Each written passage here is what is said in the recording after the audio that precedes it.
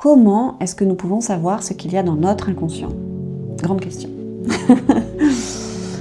Eh bien, la première chose à savoir aujourd'hui et à comprendre, c'est que il n'y a pas de séparation entre notre monde intérieur et notre monde extérieur.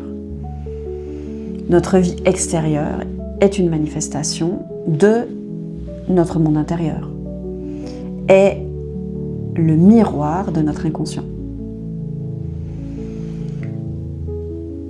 Donc si je regarde ma vie avec honnêteté, alors là je ne parle pas de regarder les petits détails, de tout décortiquer, c'est pas ça, hein. C'est de regarder globalement dans les schémas dominants, ce qui se passe généralement, par exemple dans vos projets, dans vos relations amoureuses, dans vos relations amicales, dans vos relations avec vos enfants, surtout les relations, c'est souvent très très révélateur.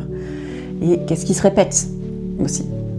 Comment je me sens aussi régulièrement face à telle situation? Qu'est-ce qui rejaillit souvent en moi et dans ma vie? Puisqu'en fait, aujourd'hui, on sait, grâce à des super scientifiques comme Greg Braden, Joe Dispenza, Bruce Lipton, Nassim Haramein, etc., que, donc notamment là dans le livre La Divine Matrice, il explique très très bien le lien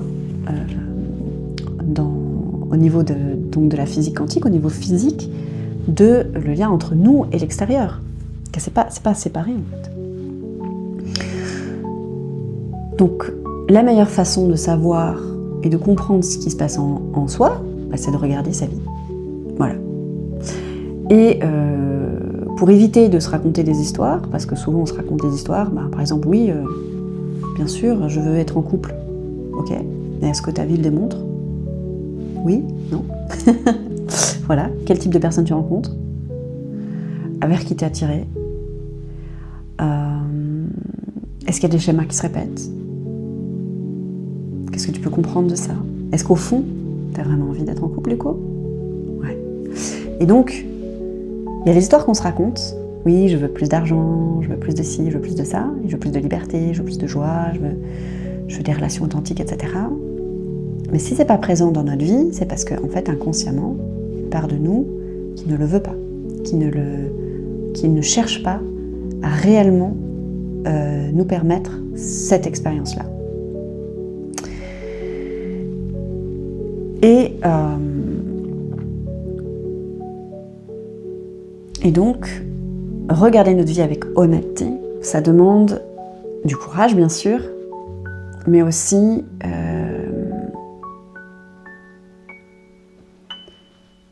justement de se désidentifier à ce que l'on crée déjà. Comme je l'ai expliqué dans mon autre vidéo sur qu'est-ce qui nous empêche de nous regarder vraiment.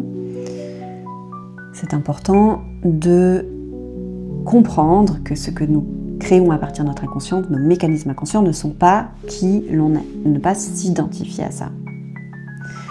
Si j'ai des mécanismes, je reprends l'exemple de la relation amoureuse, j'ai des mécanismes d'évitement par rapport à la relation amoureuse, et en fait, voilà, je sens que voilà, ça n'aboutit jamais, il n'y a jamais rien qui construit, soit parce que soi-disant c'est l'autre, soi-disant c'est moi, mais en fait c'est la même chose. C'est que, au fond de moi, il y a des parts de moi qui ne veulent pas avoir une relation amoureuse, même si je peux me raconter ça, cette histoire-là. Et donc, je me suis perdue. Mais voilà, donc ce qui va être important, ça va être de ne pas s'identifier à ces mécanismes. J'ai mis ce mécanisme en place là pour X ou X raisons, peut-être dans mon enfance, ou parce que j'ai vécu des histoires difficiles, ou dans mon histoire d'âme, ou dans mon histoire transgénérationnelle. Pour X ou X raisons, par exemple, je peux en donner une, voilà, en tant que femme, je peux peut-être percevoir que si je suis en couple avec un homme dans un engagement sincère, ça veut dire que je vais être enfermée. Ça veut dire que je vais pas être libre. Ça veut dire que ça va être dangereux pour moi. Voilà, parce qu'il peut y avoir des mémoires liées à ce genre de situation. Si je me marie, je suis enfermée.